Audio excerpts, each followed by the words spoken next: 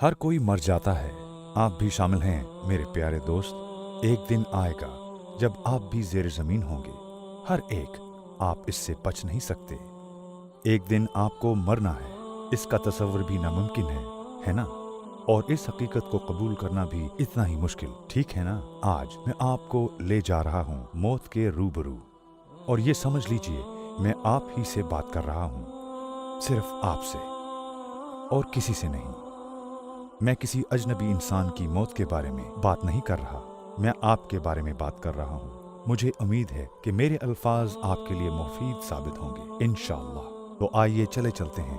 तसव्वुर करें आज जुमे का दिन है और आप इस कमरे में बैठे हैं, एक इस्लामी लेक्चर सुन रहे हैं। माहौल खुशगवार है, हर शख्स दोस्ताना है और पुरलुत्फ वक्त गुजर रहा है। यहाँ पीने के लिए चाय भी दस्तयाब है। आपके लिए बिल्कुल एक आम दिन की तरह है, जिसमें कोई गैर मामूली बात नहीं। लेक्चर खत्म होता है और आप उठकर चले जाते हैं। ये रूहानी माहौल आपको कुछ सोचने पर मजबूर कर देता है। आपको अपने तमाम गुनाह और खताएं याद आती हैं जो आपने अपनी जिंदगी में की होती हैं, और आपको महसूस होता है आपने तो अल्लाह से माफी मांगने की जहमत तक गवारा नहीं की। आप अपने गुनाहों पर हकीकी शर्मिंदा नहीं थे, यही वजह है कि आप तौबा भी ना कर सके। आप इन ख्यालात को जहन से छटक देते हैं और इमारत से बाहर निकल जाते हैं। आप सड़क की दूसरी जानब खड़ी अपनी कार की जानिब बढ़ते हैं। आप गाड़ी चलाकर जाने वाले हैं, लेकिन अचानक सब कुछ बदल गया। आपको एक तेज आवाज सुनाई देती है, ये कार के हॉर्न की आवाज है। आप घबराहट में साकत उसी जगह खड़े हो जाते हैं और फिर आपके साथ एक वाकया रूनुमा हो जाता है जिसे आपने कभी तसव्वुर भी ना किया था कि ऐसा भी हो सकता है। एक ऐसा वाकया जो रोजाना हजारों लोगों के साथ पेश आता है।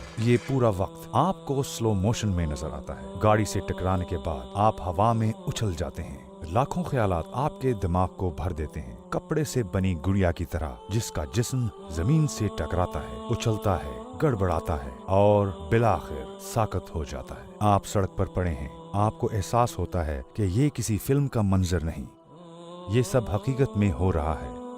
ये हकीकत है। वक्त बिल्कुल थम जाता है। आपके दोस्त कहाँ हैं?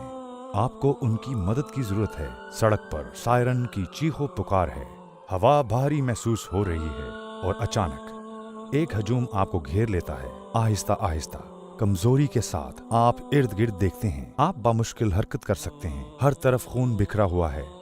कहीं ये आपका तो नहीं? आप खून में नहाए हुए हैं। खौफनाक सोचें आती हैं। क्या सब खत्म हो चुका है?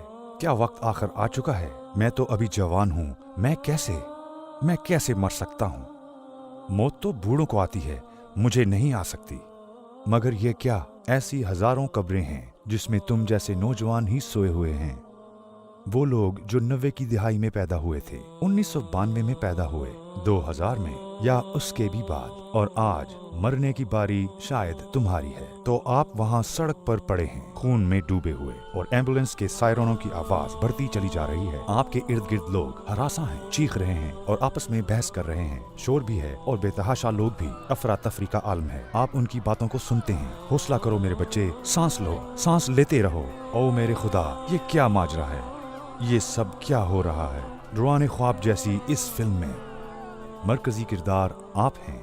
आप अपने जिस्म से बहने वाला खून महसूस कर सकते हैं जो सड़क पर जमा हो रहा है, और सर्दी महसूस होती है। आप कांपने लगते हैं।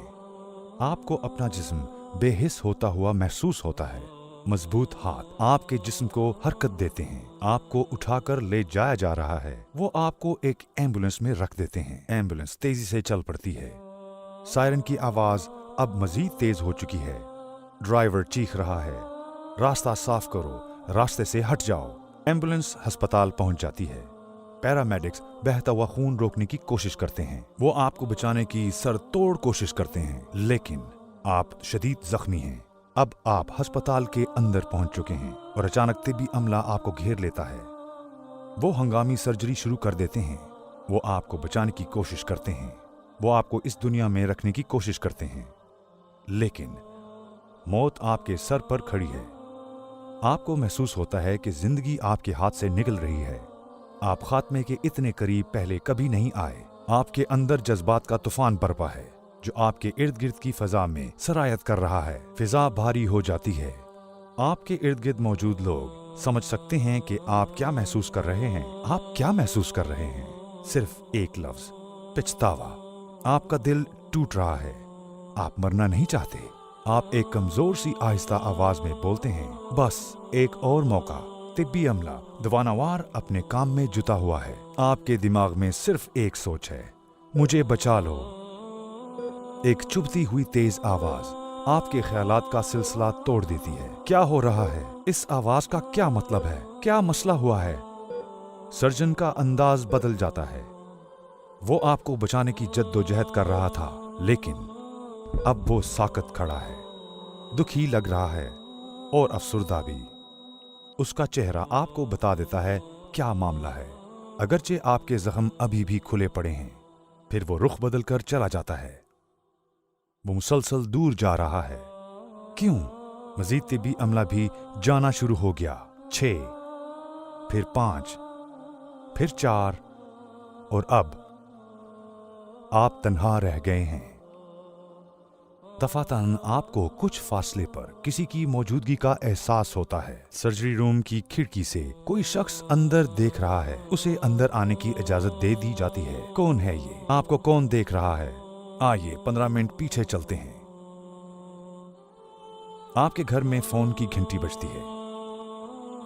आपकी वालदा फोन उठाती हैं, सुनती हैं और कहती हैं, जी हाँ, ये मैं ही बोल रही हूँ। अचानक उसका चेहरा बिगड़ जाता है। आंसू उनके गालों पर बहने लगते हैं और दिल चीर देने वाली एक आह सुनाई देती है। मेरा बच्चा, ये आपकी वालदा हैं। वो आपको देख रही हैं, मगर नाउमीदी से। अपने हाथ दुआ के लिए उठा लेती हैं। ऐ रब, अपने करम से मेरे बेटे को माफ कर दे, इसे जिंदगी दे दे। ये तो अभी बहुत छोटा है, वो सही रास्ते पर नहीं है। मैं जानती हूँ ये अब तक आपके रास्ते पर नहीं है। ऐ रब, इसकी जिंदगी खताओं से भरी पड़ी है, अभी इसे अपने पास ना बुलाएं। मैं भीख मांगती हूँ। ऐ अल्लाह, अभी नहीं। मेरे दोस्त वो अल्लाह के सामने गिड़गिड़ा रही हैं, लेकिन डॉक्टर्स और नर्सें जा चुकी हैं। वो सर्जरी के इस सर्द कमरे में आपको तन्हा छोड़कर जा चुके हैं। क्या यही है वो लम्हा जब आपकी रूह आपके जिस्म से निकल जाएगी? हाँ, वक्त आ गया है। अब तुम इसे देखोगे, मौत के फरिश्ते को, इज़राइल अलैहिस्सलाम। ये वो फरिश्ता है जिसे आपका दोस्त बनकर आना था, बशर्तिया आपने सिरात मुस्तकीम पर चलकर जिंदगी गुजारी होती। लेकिन बेशक आपने इस सीधे रास्ते का इंतखाब नहीं किया। आपको अपना माजी याद आता है, वो शराब, वो नाइट क्लब्स याद है।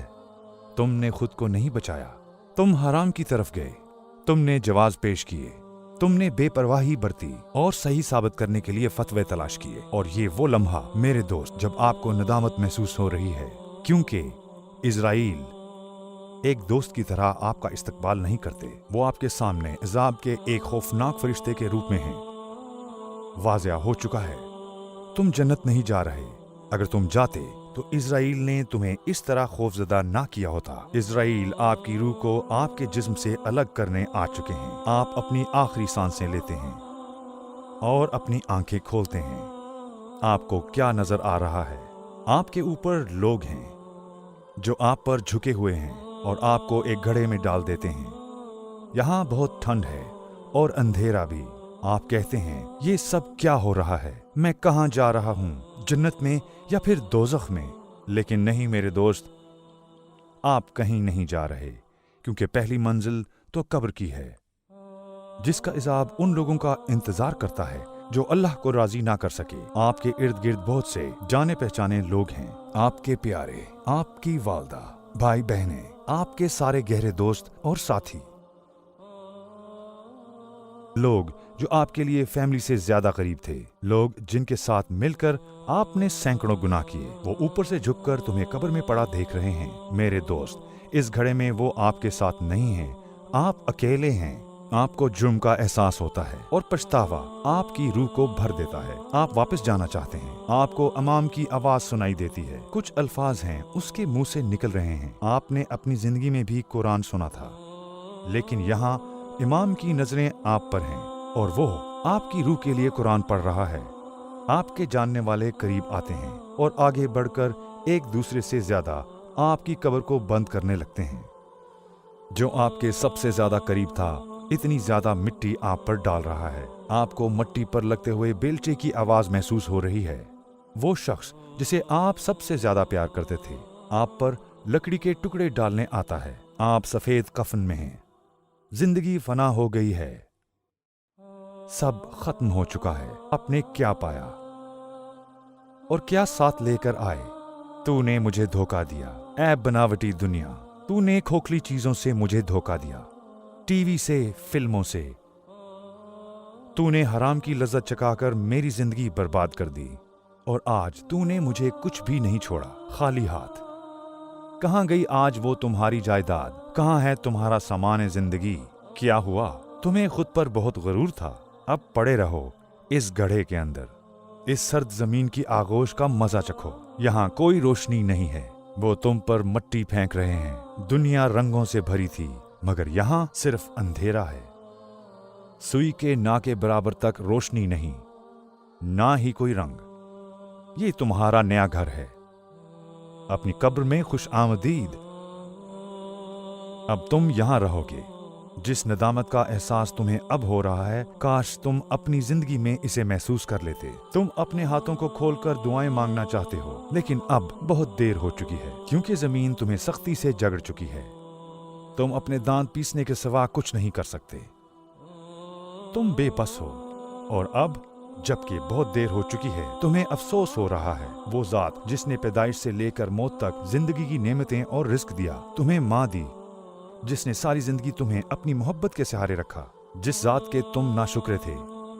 तुम नदामत और पछतावे से लबरेज हो। तुम सोचते हो शर्म आनी चाहिए मुझे, मैं कितना बेवकूफ था, किस कदर बाइसे शर्म। तुम इस बेवकूफी पर सारा गुस्सा खुद पर निकालना चाहते हो, मगर नहीं निकाल सकते। तुम इल्तिजा करते हो, ए अल्लाह मैं कसम खाता हूँ, वल्लाह मैं अपने हर अमल पर नादिम हूँ। ए अल्लाह मैं तुझसे भीख मांगता हूँ, मुझे एक और मौका दे, मुझे वापस दुनिया में भेज।